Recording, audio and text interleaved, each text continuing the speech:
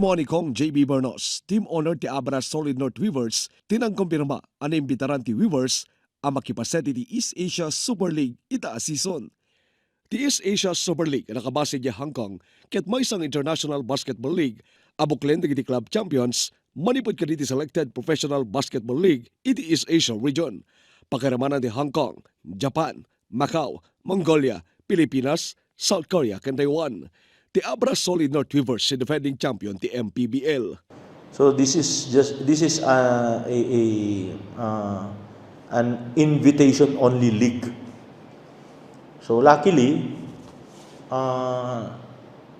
nag-champion tayo mat di MPBL, nag-champion ti Abra Weavers di MPBL di last season. So and then ti dating mga represent ti Pilipinas di ket PBA. I think San Miguel and Meralco ti mga represent di jay, but ti damag ko they jay EASL, East Asia Super League. At the falling out ti PBA and the regional league itself, the East Asia Super League. So si tayo ti inimbitaranda.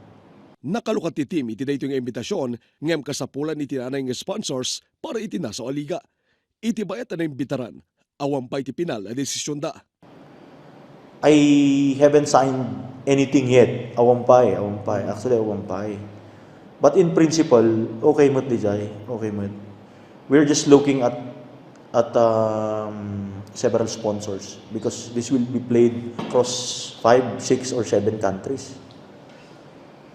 So, locally, pang MPBL tayo lang talaga, pang Pilipinas tayo lang talaga. But the invitation, dapat import na kami dito eh. Ada import na. Require na kati import. Import, nga duwa nga import. And then, naturalized players are also allowed.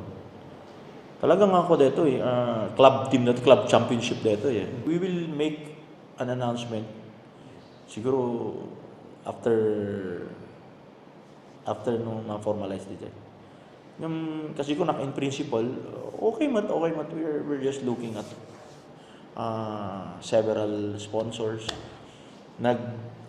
Nagkwada pa yung nag-imbitar dati sort of orientation. Damat pinag-attender tayo. That our team manager and our head coach nag-attenda. Luckily, this year, nakaschedule din yung orientation di Cebu. Tagalis-alis mo din yan. Cebu mo tinapili da. So, why not? Kung ako, agatin, mapang kayo, agatin da, makita yun. Then, we are exploring everything. Baga all avenues, tap nung kitaan tayo. Tang kumunta kayat nga mapantayo, baling tayo ka nga, lapping stock din yan. Anyway, we'll be carrying not only our province, but instead the whole country.